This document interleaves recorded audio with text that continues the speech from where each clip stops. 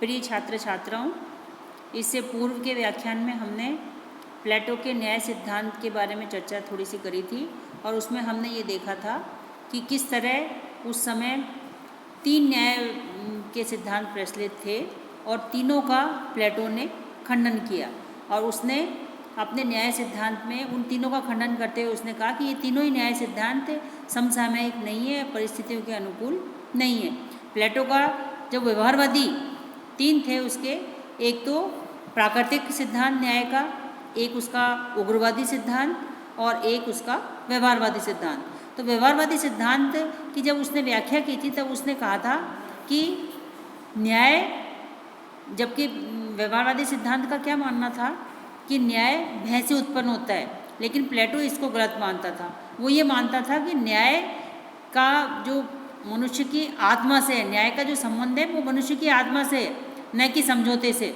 इसलिए न्याय आत्मा का आंतरिक गुण है और हम चूंकि प्लेटो ने न्याय को आत्मा का गुण माना तो हम उसी आधार पर उसके न्याय सिद्धांत को समझने का प्रयास करेंगे, क्योंकि प्लेटो का जो पूरा दर्शन का आधार बिंदु है वो यही न्याय का सिद्धांत है।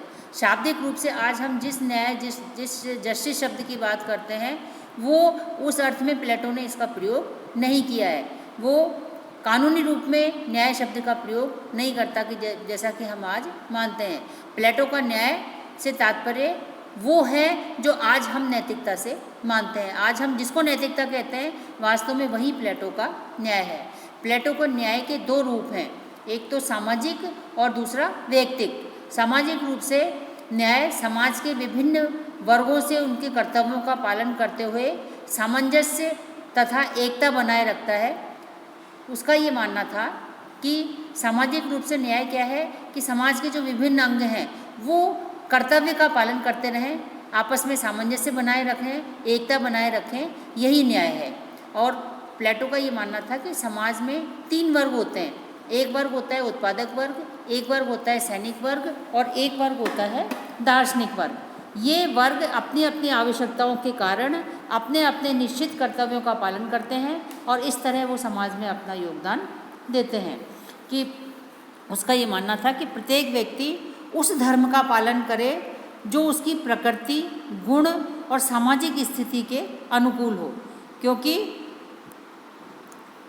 यदि व्यक्ति उस अनुसार कार्य करेगा तो ये सामाजिक न्याय की वो पूर्ति करेगा।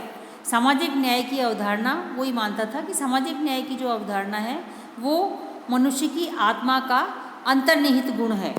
और अंतर्निहित गुण इस रूप में है क्योंकि वो मानता था कि व्यक्ति में तीन तत्व होते हैं, एक तो शुद्रा, एक साहस और एक विवेक। और ये तीनों तत्व किसी व्यक्ति में कम होते हैं और किसी व्यक्ति में ज़्यादा होते हैं। तो राज्य का जो वर्ग बनते हैं, तीन वर्ग, वो उनकी इन्हीं प्रवृत्तियों के आधार पर बनते हैं। जिनमें शुद्रा तत्व की प्रधानता होती है वो उत्पादक वर्ग होता है, जिसमें साहस तत्व की प्रधानता होती है वो सैनिक वर्ग होता है और जिसमें विवेक तत्व की प्रधानता होती है वो शासक वर्ग होता है। समाज के जो उपरोक्त वर्ग हैं वो अपनी पारस्परिक आवश्यकता के कारण समाज में संगठित होकर अपने अपने पृथक पृथक कर्तव्यों की पूर्ति करते रहें, एक दूसरे के कार्य में हस्तक्षेप नहीं करें। यही प्लेटो का न्याय सिद्धांत है। प्लेटो का जो न्याय सिद्धांत है वो सामाजिक गुण भी है और व्यक्ति का व्यक्तिगत गुण भी है। सामाजिक गुण इस रूप में कि व्यक्ति समाज के प्रति अपनी प्रकृति के अनुसार अपने कार्यों को करता है, और व्यक्तिगत गुण इसमें क्योंकि जो प्रवृत्ति उसको दी है प्रकृति ने, उस प्रकृति के अनुसार वो अपने गुणों की वृद्धि करता है। तो प्लेटो के न्याय सिद्धांत की इस आधार पर हम कुछ विशेषताएं मान सकते हैं, जिसमें जिनको हम बिंदुओं के आधार पर समझने का प्रयास करेंगे। जैसे प्लेटो का पहला, उसकी विशेषता क्या है कि प्लेटो का न्याय सिद्धांत अधिकार और कानूनों का सिद्धांत है ही नहीं है, बल्कि व्यक्तिगत और सामाजिक कर्तव्य परायणता का भी सिद्धांत है कि समाज का में भी अपना योगदान देता रहे और व्यक्तिगत रूप से भी अपने कर्तव्यों की वो पूर्ति करता रहे। उसके न्याय के दो पक्ष हैं, एक तो व्यक्तिगत और दूसरा सामाजिक। तीसरा, श्रम विभाजन, अहस्तक्षेप कार्यों की विशेषताएं इस सिद्धांत में अंतर्निहित है। किस रूप में अंतर्निहित है कि श्रम विभाजन हो गया, अपनी प्रकृति के अनुसार व्यक्ति कार्य कर रहा है, एक हस्तक्षेप, किसी के कार्य में हस्तक्षेप नहीं कर रहा है और चूंकि किसी के कार्य में हस्तक्षेप नहीं कर रहा, अपने कार्य को पूरी तन्मयता से कर रहा है, तो अपने कार्य में वो विशेषज्ञ भी है। तो ये तीनों सिद्धांत उसके इस न्याय सिद्धांत में समाहित हैं। एक प्लेटो का न्याय सिद्धांत सामाजिक एकता पर बल देता है, उसके न्याय सिद्धांत में विवेक तत्व की प्रधानता है और प्लेटो ये मानता है कि राज्य एक नैसर्गिक संस्था है, व्यक्ति का विकास राज्य में ही संभव है, राज्य के बिना व्यक्ति का विकास नहीं हो सकता। और ये भी मानता है, जब व्यक्ति वो ये कहता है कि न्याय आत्मा का गुण है, तो इसका मतलब न्याय क्या है, व्यक्ति में अंतर्निहित है, ऊपर से थोपा हुआ नहीं है, बल्कि ये आत्मा का गुण है। तो प्लेटो अपने न्याय सिद्धांत के माध्यम से समाज में एक रूपता बनाए रखना चाहता है, हस्तक्षेप रखना चाहता है कि हर व्यक्ति अपनी प्रकृति के अनुसार अपना कार्य करता रहे, किसी के कार्य में हस्तक्षेप नहीं करे और अपना जो मैक्सिमम अच्छा वो कर सकता है वो समाज को दे सके। यही प्लेटो का न्याय सिद्धांत है। लेकिन प्लेटो को न्याय सिद्धांत की भी बहुत सारे यदि हम देखते हैं तो इसमें बहुत सारी हमें कमियां भी दिखाई देती हैं और लोग इसी आधार पर आलोचना भी करते हैं विभिन्न विद्वान की प्लेटो का न्याय सिद्धांत सही नहीं है। तो आलोचना के कुछ बिंदु भी हम चर्चा में लें ताकि हम ये जान सकें कि प्लेटो का न्याय सिद्धांत भी क्या कमियां हमें दिखाई देती हैं।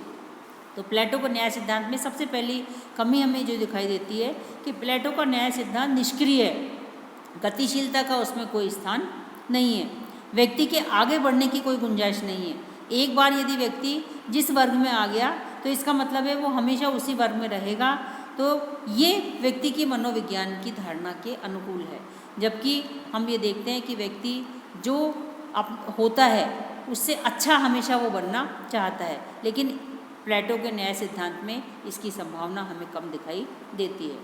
दूसरा, यदि हम संघर्ष करें कि संघर्ष और टकराव का कोई समाधान प्लेटो प्रस्तुत नहीं करता। ये सिर्फ क्या है, व्यक्ति का खुद का स्वयं संयम है जिसके आधार पर वो संघर्षों को टाल सके कि यदि जो उसके कर्तव्य हैं वो अपने कर्तव्यों की पूर्ति करता रहे, दूसरे के कार्य में हस्तक्षेप नहीं करे, तो संघर्ष और टकराव होगा ही नहीं। तो ऐसी स्थिति में प्लेटो का तो यही मानना था। तो संयम ही वो तत्व है प्लेटो के न्याय सिद्धांत में जो ऐसे संघर्षों को टाल सकता है। तीसरा, न्याय सिद्धांत का में जो सबसे बड़ा उत्पादक वर्ग है उसको प्लेटो कोई राजनीतिक अधिकार नहीं देता, बल्कि वो क्या कहता है कि ये सारे अधिकार किसके हैं, दार्शनिक वर्ग के हैं। दार्शनिक वर्ग के अधिकार हैं राजनीतिक अधिकार, और दार्शनिक वर्ग को भी वो बांधना चाहता है। वो कहता है कि दार्शनिक वर्ग भी अपनी व्यक्तिगत इच्छाओं का त्याग करे। तो ये किसी भी दृष्टि से हमें सही नहीं दिखाई देता, क्योंकि हर व्यक्ति में यदि 3 गुण हैं तो वो तीनों गुण कहीं ना कहीं हावी हो ही जाते हैं। तो ऐसी परिस्थिति में उन पर नियंत्रण रखना अपने आप में दार्शनिक वर्ग के लिए भी असंभव है तथा उत्पादक वर्ग के लिए भी असंभव है। इसमें लोकतंत्र की उपेक्षा की गई है कि प्लेटो ने कहीं भी न्याय सिद्धांत में लोकतंत्र का वो नाम नहीं लेता, हमेशा राजा के गुणों की बात करता है, लोकतंत्र की वो बात नहीं करता। इसके अतिरिक्त एक और हमें कमी जो दिखाई देती है कि सामाजिक एकता के नाम पर व्यक्ति के स्वतंत्र अस्तित्व को उसने ख़त्म कर दिया है। वो केवल व्यवस्था का एक भाग है जिसके द्वारा वो अपने कर्तव्यों की पूर्ति करता रहे, व्यवस्था को चलाता रहे, स्वयं अपनी तरफ से कोई उसकी लालसा, कोई इच्छा प्रदर्शित न करे, जबकि ऐसा संभव नहीं है। एक और आलोचना है कि व्यक्ति प्लेटो का न्याय सिद्धांत न्याय है ही नहीं, वास्तव में वो क्या है, कर्तव्यों की एक भावना मात्र है कि व्यक्ति अपने कर्तव्यों की पूर्ति करता रहे। तो ये व्यक्ति में यदि भावना है तो न्याय है, अन्यथा वो न्याय नहीं है।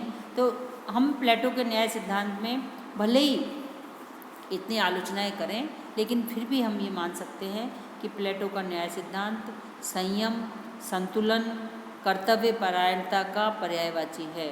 आत्मरोपित कर्तव्य परायणता और व्यावसायिक दक्षता से समाज के जो विभिन्न वर्ग हैं उनमें कार्यकुशलता और सामाजिक एकता की स्थापना हो सकती है कि यदि व्यक्ति अपने अपने कर्तव्य की पूर्ति करता रहेगा तो अपने क्षेत्र में वो दक्ष हो ही जाएगा, और यदि अपने क्षेत्र में वो दक्ष होगा तो वो सामाजिक एकता की स्थापना में अपना महत्वपूर्ण योगदान देगा।